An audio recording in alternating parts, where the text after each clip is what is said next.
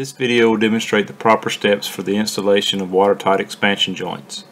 If watertight expansion joints are to be installed for your bridge, the procedures, notes, and detail will be included in your structure plans as shown here. The base angle will be installed using a template similar to what is pictured for the blockout in order to ensure the proper depth and width. After the concrete has been cast, the contractor shall remove the template along with any excess concrete left on the base plate and bolt holes from the deck pour. Care should also be taken to blow out any other debris from the blockout area prior to the gland being placed. Before the elastomeric gland is placed on the base plate, it should be examined for any punctures or tears.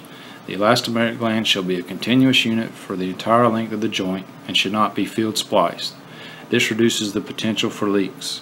The gland should come shock marked to indicate the top side and should also be labeled for proper installation on skewed bridges. Once the gland is found to be acceptable, the contractor should lay the gland on the base plate and mark the holes on the gland to be punched at 7/8 of an inch diameter using a hand punch. After the holes have been punched, the gland should be installed along with the cover plates to check for proper alignment. Until the alignment has been checked, the bolts should not be tightened and the neoprene sealant should not be applied. Once the alignment has been checked, the contractor may apply the neoprene sealant as shown in the detail to the base angle and then install the gland and hold down plates.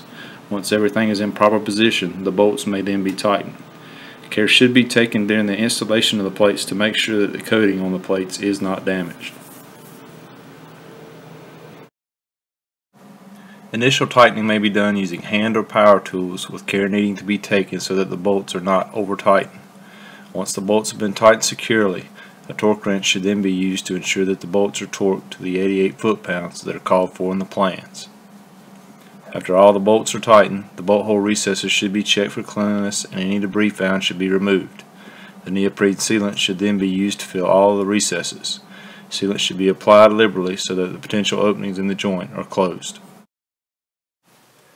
Once all the sealant has been applied and allowed to cure, a watertight integrity test shall be performed to check for any leaks. The contractor will need to cover the section of the joint between the curb or barrier rail on each side of the joint. A wood frame as shown may be used, or other device that will allow the test to be properly performed. Once the joint is surrounded, apply the water and allow it to fill up over the joint to a level not less than 1 inch above the roadway surface at all points. This level needs to be maintained for a period of 5 hours. After the time has elapsed, check beneath the joint and see if there are any leaks. If no leaks are found, the joint is acceptable. If leaks are found, note the locations and perform any measures necessary to repair the leaks. A subsequent test shall then be performed following the same procedures as the initial test. The completed joint will look as pictured. If you have any questions regarding the installation of the watertight expansion joint for your bridge, please contact your area bridge construction engineer.